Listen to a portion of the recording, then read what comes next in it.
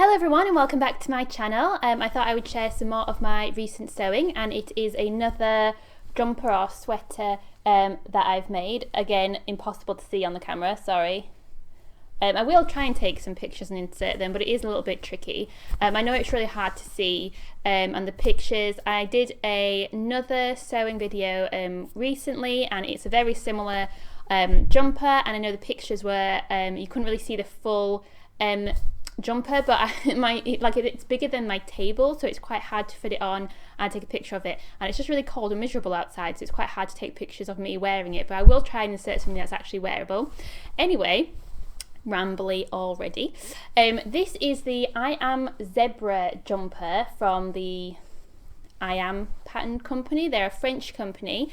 So the last time I made the I Am Lion version, and this is I Am Zebre. So they both have interesting sleeve details. So they're quite like poofy sleeves. The I Am Lion has the kind of poof at the shoulder, whereas I Am Zebre, it's quite a wide sleeve all the way down, and then it collects around the cuff at the wrist. And they're quite long cuffs. And then it also has the three poppers fastenings on the left shoulder. So I used this brown sweatshirting fabric that I got from Minerva Crafts. I had to wait a few weeks for it to come in because they were out of stock. When I got it, because it's brown and because of the kind of, it's really warm fabric, and it kind of has like a fleecy element on the back. It looked like a big blanket basically when I bought it. Like, I washed it and then had it hung over the banister to dry because we don't have anywhere to put laundry, so it just looked like I bought a blanket and was just like hanging it out. So I'm not 100% sure about my colour choice. I think on the picture on the website it looked more reddy brown, whereas this is more like a beige brown, and I think I would have actually preferred it to be a different colour. So if I decide to make another jumper like this, I might go for a different colour of the fabric. I was trying to pick something that was a little bit plainer because I do have a tendency to pick really unique, interesting and fun patterns, which is fun, except that they're quite distinctive, means that they're harder to pair with the clothes in my wardrobe. It also means that when I have fabric left over, it's harder then to use my fabric sort of scraps or remnants together, because they're all such different patterns and colours that none of them really go. So it's kind of useful, I think, to have a plainer piece. But yeah, I think I would have preferred it in a slightly different colour.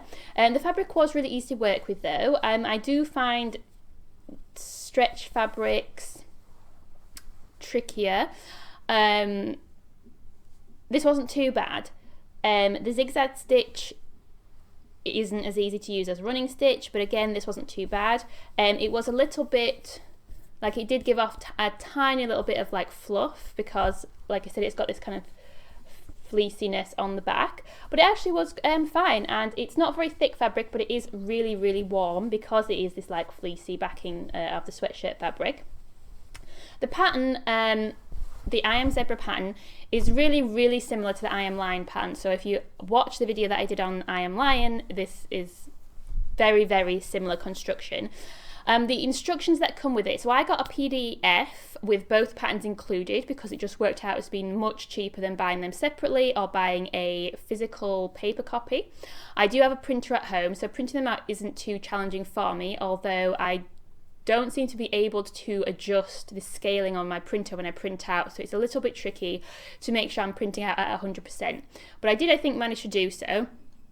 The slight problem that I have is that I don't print out the instructions because that just seems like a waste of paper. So I'm looking at them on my laptop, and it can be a little bit awkward sometimes because I have to have my laptop then on the table whilst I'm doing all the sewing, so that obviously takes up some space. So that is the bit that I find harder actually about using PDF patterns and not the printing out, because I have a printer at home, so I don't find that too much of a problem. The instructions, there's not very many of them. It's quite a simple construction. So you've got the front and back of the bodice, I guess, and then you've got two sleeves, and then you've got two cuffs, a neckline and a waistband. There's not a lot of like tricky bits. There's not a lot of technical parts, and the only fastenings are the kind of popper press study bits on the shoulder seam on the left shoulder. I don't think that this would be a beginner pattern.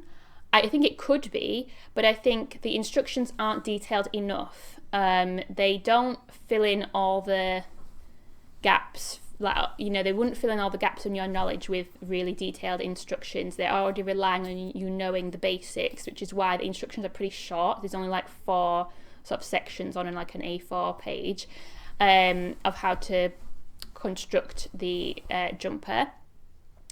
And like I said in the my video for I Am Line, I didn't realise that it's a pattern for using a serger. So I didn't realise this till I'd cut all the pieces out when I was making I Am Lion. And with I Am Line, I struggled to get the size right. So I ended up going a size up and it was too big.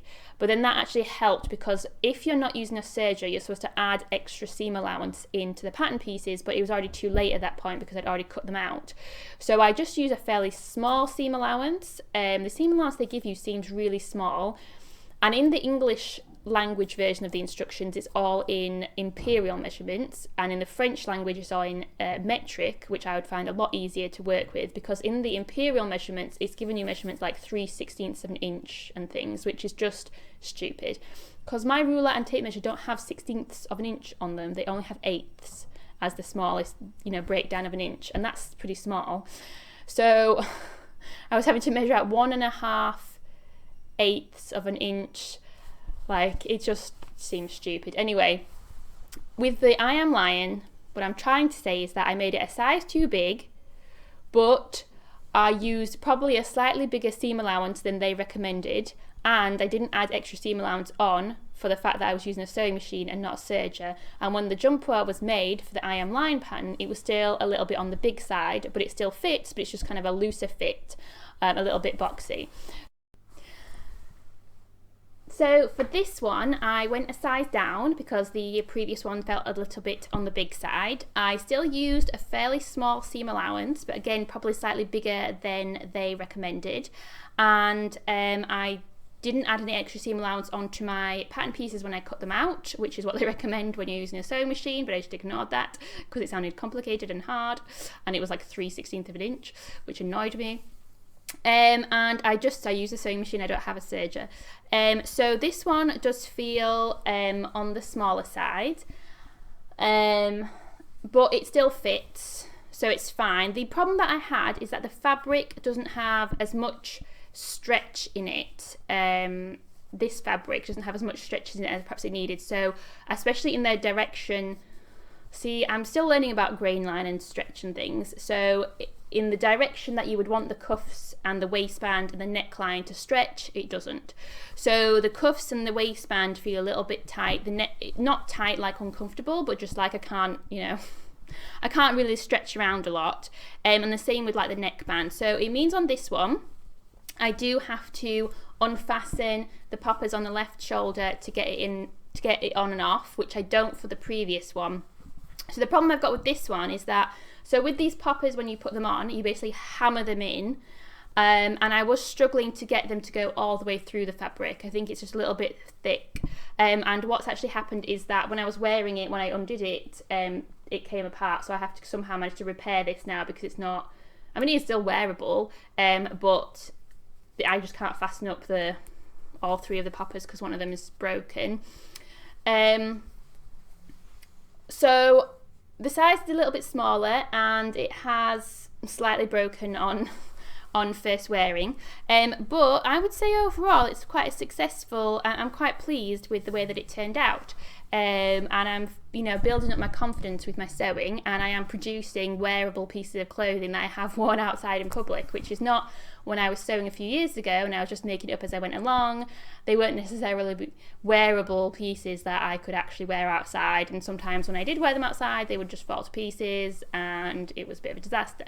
So it is going a lot better and I am pleased, but some of these patterns have some challenges. Some of that is, I think, me not being that experienced, and some of it is, I think, the patterns not necessarily being as clear as they could be, but it's all kind of a learning curve. The only unfortunate part is that fabric is quite expensive and so are patterns, so it ends up being an expensive learning curve. Anyway, I hope you have liked this video. If you have made these patterns, the I Am Liner, I Am Zebra, and you have any thoughts, leave a comment below. If you've made any of the other I Am patterns, or if you have any recommendations for patterns, please leave them in the comments as well. And if you want to see more of these videos, please subscribe.